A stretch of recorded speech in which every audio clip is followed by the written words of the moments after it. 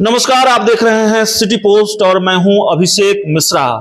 बिहार की सियासत की गर्माहट शिक्षा से जुड़े सवालों पर भी बढ़ी रही है। यह सवाल लगातार बिहार के सियासी गलियारों में टहलता रहा है कि आखिरकार अगर 5 साल का कोर्स 3 साल का कोर्स 3 साल का जो सत्र है वो 9 साल में और 8 साल में और 5 साल में हो रहा है तो उसका जिम्मेवार कौन है। तो जाहिर तौर पर इस पर हम बात करेंगे। हमारे साथ लोक जनशक्ति पार्टी रामविलास के प्रवक्ता प्रोफेसर डॉक्टर विनीत कुमार हैं, शिक्षाविद भी हैं, प्रोफेसर भी हैं और इसीलिए इनसे बातचीत होगी। प्रोफेसर साहब, कौन जिम्मेवार है? केंद्र जिम्मेवार है, राज्य जिम्मेवार है? ये स्थिति है और इसकी वजह से जाहिर तौर पर कई उदाहरण हैं हमारे सामने जिस छात्रों का भविष्य किस तरह से अधर में। मुझे समझ में नहीं आता है कि आप लोग इस पे अफसोस क्यों कर रहे हैं। ये तो बहुत खुशी की बात है ना। नीतीश कुमार जी ऐसे ही पलायन रोक रहे हैं। जो उन्होंने कहा था कि बिहार के छात्रों को हम बाहर नहीं जाने देंगे, पलायन इसी तरह रुक रहा है। 3 साल के कोर्स को 8 साल में कराया जा रहा है। बेहद अफसोसजनक, शर्मिंदगी वाला चीज है ये, जिसमें कि बिहार अपने आप में एक अनूठा राज्य है पूरे देश के पटल पे। आप सोच के देखिए कि आप नौकरी तो देना दूर की बात है, जो छात्र यहां पे अपने डिग्री अपने सेमेस्टर को टाइम से होने के लिए मांगते हैं, जो अर्धनग्न अवस्था में बैठे हुए हैं, उनके पास जाने के लिए किसी के पास वक्त नहीं है। ये अभी से नहीं चल रहा है, जब से हम लोग पढ़ते थे तब से ये हालात है। अभी 2 दिन पहले एक न्यूज आया था कि एक बिहार की बेटी का इसरो में एज अ साइंटिस्ट सिलेक्शन हो गया था। मगध यूनिवर्सिटी उसको इसलिए डिग्री नहीं दे रही थी कि वो कह रहा है कि 2 साल से वाइस चांसलर नहीं, इसलिए साइन कौन करेगा। तो ये जिम्मेदारी उस बच्ची की है क्या? मुझे तो लगता है कि ये बिल्कुल ये सुनियोजित एक प्लान के तहत काम हो रहा है कि ऐसे ऐसे लोगों को एडमिशन यहां पे दो जो कि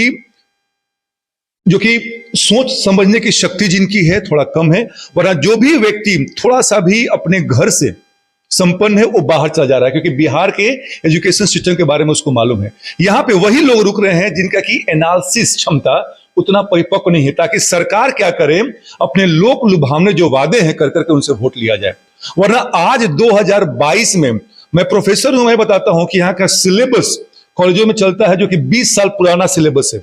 यहाँ पे किसी भी कॉलेज में छात्र और शिक्षकों का जो रेशियो होता है बिल्कुल भी आदर्शवादी नहीं है। किसी भी अब जाइएगा डिपार्टमेंट में, फिजिक्स हो या मैनेजमेंट हो, आप सोच के दंग रह जाइएगा कि मैनेजमेंट का यहाँ पढ़ाई होता है। यहाँ पटना यूनिवर्सिटी में बीबीए होता है, एमबीए होता है, पर मैनेजमेंट का डिपार्टमेंट नहीं है।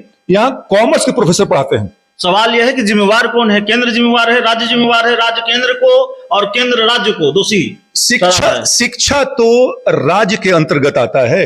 अगर हमारे शिक्षा मंत्री कहते हैं कि ये राज्यपाल महामहिम के अंतर्गत आता है उस शिक्षा, तो क्या आपको किसी ने रोका है कि मुख्यमंत्री जी या शिक्षा मंत्री जी जाके महामहिम के सामने बैठे और ये पूछें कि ऐसा क्यों हो रहा है? क्या शिक्षा मंत्री कभी जाते हैं और वाइस चांसलर से पूछते हैं कि आप क्यों क्लास नहीं लेते हैं?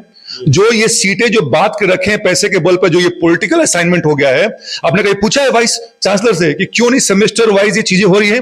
क्यों नहीं एग्जाम को सही समय पर निकाला जा रहा है? क्यों नहीं रिजल्ट सही समय पर निकल रहा है? मैं बताता हूं रिजल्ट सही समय पर क्यों निकलता है। ये कमाने का एक और जरिया है। क्या होता है कि जब पेपर जब लिखा जाता है तो मैनुअल कॉपी चेकिंग करा सकते हैं या कंप्यूटर सब चेक करा सकते हैं। कंप्यूटर के लिए आपको दिल्ली में भेजना पड़ता है या दूसरे सेंटर में भेजना पड़ता है। वहां पे ये सरकार क्या करती है, यहाँ पे टाइम पे पैसा नहीं दिया जाता है। पैसा क्यों दिया जाता है? जिसके कारण की वो रिजल्ट को हेल्ड कर लेते हैं। ये कमाने का जरिया है सर। मैनुअल में कॉपी अगर शिक्षक कोई चेक कर रहा है इन्विजिलेटर, उसको पैसा देकर उसको प्रभावित किया जाता है कि हमारे बच्चों को पढ़ाओ, हमारे बच्चों को आगे बढ़ाओ और उनको ज्यादा नंबर दो। तो ये बिल्कुल सोची समझी षड्यंत्र और साजिश के अंतर ये काम होता है कि बिहार जो कि नालंदा से लेके फाह्युन से लेके ह्यूएन-सांग से लेके जो उस समय के जो उच्च शिक्षा केंद्र थे और जो विद्यार्थी थे उनको बिल्कुल बर्बाद कर दिए, ताकि अगर शिक्षा खत्म हो जाएगा तो समाज का चरित्र खत्म हो जाएगा, समाज सोचने समझने की अपनी शक्ति को खो देता है। चलिए, एक विशुद्ध राजनीतिक सवाल आपसे। तो शिक्षा पर बात हो गई। केंद्रीय मंत्री और रालोजपा के राष्ट्रीय अध्यक्ष पशुपति कुमार पारस ने आपकी पार्टी के सुप्रीमो चिराग पासवान को, उनकी मां रीना पासवान को चैलेंज दिया है कि आप चुनाव लड़कर दिखाइए हाजीपुर से, यहाँ की जनता फैसला कर देगी। जी, मैंने भी सुना है और अनायास एक शेर याद आता है गालिब का कि हमें मालूम है कि आपकी हकीकत क्या है, पर दिल को बहलाने के लिए ख्याल अच्छा है गालिब। तो उनको उस मुगालते में रहने दीजिए, हमें कुछ नहीं बोलना है। तो चलिए, इन्हें कुछ नहीं बोलना है। पशुपति कुमार पारस के बयान पर। इस पूरी रिपोर्ट में, इस पूरे इंटरव्यू में इतना ही। बहुत बहुत धन्यवाद।